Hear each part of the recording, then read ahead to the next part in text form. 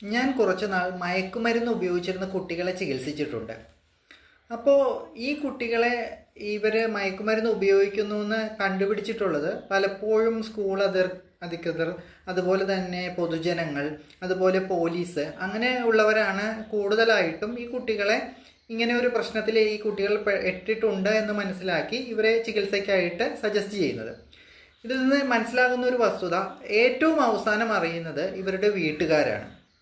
അപ്പോൾ ഇത് വളരെയധികം ഒരു അപകടകരമായ ഒരു അവസ്ഥയാണ്. എന്തുകൊണ്ടെന്നാൽ നമ്മുടെ കുട്ടികൾ വഴിതെറ്റി പോകുന്നു എന്നുള്ള കാര്യം ഏറ്റവും അവസാനം അറിയുന്നത് നമ്മളാണ്.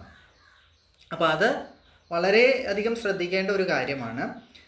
ഈ പല മാതാപിതാക്കളും പറഞ്ഞു കേട്ടിട്ടുള്ള ഒരു കാര്യമാണ്, എൻ്റെ മകൻ ഇങ്ങനെ ഒരു ഇത് ചെയ്യുമെന്ന് ഞാൻ ഒരിക്കലും പ്രതീക്ഷിച്ചില്ല എന്നുള്ളത്.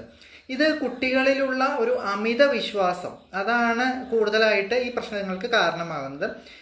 ഇതിൽ തന്നെ ഏറ്റവും അധികം ശ്രദ്ധിക്കേണ്ടത്, ഇപ്പോൾ നമ്മുടെ നാട്ടിൽ പലരും പെൺകുട്ടികളാകുമ്പോൾ കൂടുതലായിട്ട് അവരുടെ കാര്യങ്ങളിൽ ശ്രദ്ധിക്കാറുണ്ട്. പക്ഷെ ഞാനെപ്പോഴും പാരൻസിനോട് ഉപദേശിക്കുന്നത് ആൺകുട്ടികളുടെ കാര്യത്തിലാണ് കൂടുതൽ ശ്രദ്ധ കൊടുക്കേണ്ടത്. ഒരുപക്ഷെ പെൺകുട്ടികൾക്ക് കൊടുക്കുന്ന ശ്രദ്ധയുടെ അത്രയുമോ അല്ലെങ്കിൽ അതിനേക്കാളേറെയോ ശ്രദ്ധ ആൺകുട്ടികളുടെ കാര്യത്തിലും കൊടുക്കേണ്ടതാണ്. കാരണം അവരാണ് കൂടുതലായിട്ട് വഴിതെറ്റി പോകാനുള്ള സാധ്യതയുള്ളത്. അതുകൊണ്ട് തന്നെ നമ്മുടെ മക്കൾ എന്തു ചെയ്യുന്നു, പുറത്തു പോയാൽ അവർ എന്തു ചെയ്യുന്നു എന്നുള്ളതിനെക്കുറിച്ച് നമ്മൾക്കൊരു ബോധമുണ്ടായിരിക്കണം. അങ്ങനെ വരുമ്പോൾ ഈ കുട്ടികൾ വഴിതെറ്റിപ്പോകാനുള്ള സാധ്യത വളരെ കുറയും.